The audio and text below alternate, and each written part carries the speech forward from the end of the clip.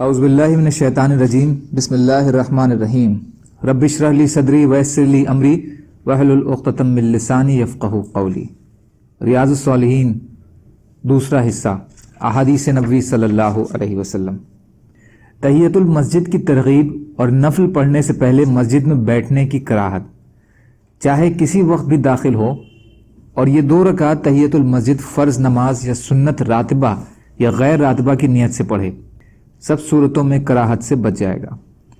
حضرت ابو قتادہ رضی اللہ تعالیٰ عنہ سے روایت ہے کہ رسول اللہ صلی اللہ علیہ وسلم نے فرمایا، جب تم میں سے کوئی شخص مسجد میں آئے تو 2 رکعت پڑھے بنا نہ بیٹھے، بخاری اور مسلم۔ حضرت جابر رضی اللہ تعالیٰ عنہ سے روایت ہے کہ میں نبی اکرم صلی اللہ علیہ وسلم کی خدمت میں حاضر ہوا جبکہ آپ مسجد میں تشریف فرما تھے، تو آپ نے فرمایا 2 رکعتیں پڑھو، بخاری اور مسلم۔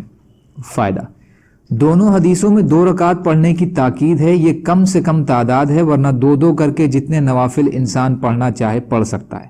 اس کے علاوہ امام نووی رحمۃ اللہ علیہ کی طبیعت کی روح سے آنے والا اگر چھٹی ہوئی فرض نماز یا سنت راتبہ پڑھے گا تب بھی وہ کراہت کے حکم سے بچ جائے گا۔ کچھ علماء کے نزدیک اس احادیث میں امر وجوب کے لیے ہے، اس لیے ان کے نزدیک تحیۃ المسجد واجب ہے، جبکہ دوسرے علماء نے اس امر کو استحباب کے لیے قرار دیا ہے، لہٰذا ان کے نزدیک یہ مستحب ہے۔ وضو کے بعد 2 رکعت پڑھنے کے مستحب ہونے کا بیان۔ حضرت ابو ہریرہ رضی اللہ تعالیٰ عنہ سے روایت ہے کہ رسول اللہ صلی اللہ علیہ وسلم نے حضرت بلال رضی اللہ تعالیٰ عنہ سے فرمایا کہ اے بلال، تم اپنا وہ عمل بتلاؤ جو تم نے اسلام میں سب سے زیادہ امید والا کیا ہے، اس لیے کہ میں نے جنت میں اپنے آگے تمہارے جوتوں کی آواز سنی ہے۔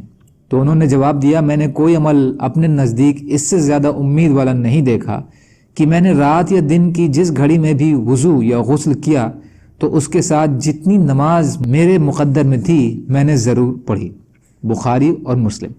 الفاظ بخاری کے ہیں۔ فائدہ: طہور کا الفاظ وضو، غسل اور تیمم تینوں کے لیے استعمال ہوتا ہے، کیونکہ تینوں طریقوں سے شرعی طہارت حاصل ہو جاتی ہے جس کے بعد نماز پڑھی جا سکتی ہے۔ اس لیے مطلب یہ ہوگا کہ دن رات کی جس گھڑی میں بھی بلال رضی اللہ تعالی عنہ وضو یا غسل کرتے تو کچھ نفلی نماز ضرور پڑھتے، اور کچھ دوسری روایات میں صراحت ہے کہ 2 رکعت پڑھتے۔ اللہ تعالیٰ کو ان کا یہ عمل بہت پسند آیا اور ان کو یہ فضیلت حاصل ہوئی کہ جس کا مشاہدہ خود نبی اکرم صلی اللہ علیہ وسلم نے فرمایا۔ جنت کا یہ مشاہدہ آپ کو معراج کے موقع پر حاصل ہوا یا خواب میں کشف کے طور پر آپ کو کرایا گیا؟ بہرحال اس سے تحیۃ الوضو کی فضیلت واضح ہوتی ہے۔ کچھ علماء کے نزدیک اوقات مکروہیہ میں بھی تحیۃ الوضو اور تحیۃ المسجد کے نفل پڑھنے جائز ہیں، کیونکہ آپ کا حکم عام ہے، جبکہ دوسرے علماء اس عموم میں ان احادیث سے تخصیص کے قائل ہیں جن میں نماز فجر اور نماز عصر کے بعد نفلی نماز پڑھنے سے منع کیا گیا ہے۔ اس لیے اگر کوئی شخص اوقات مکروہیہ میں مسجد میں آ کر تحیۃ المسجد کے 2 نفل پڑھتا ہے تو دوسرے فریق کو اس میں سختی نہیں کرنی چاہیے۔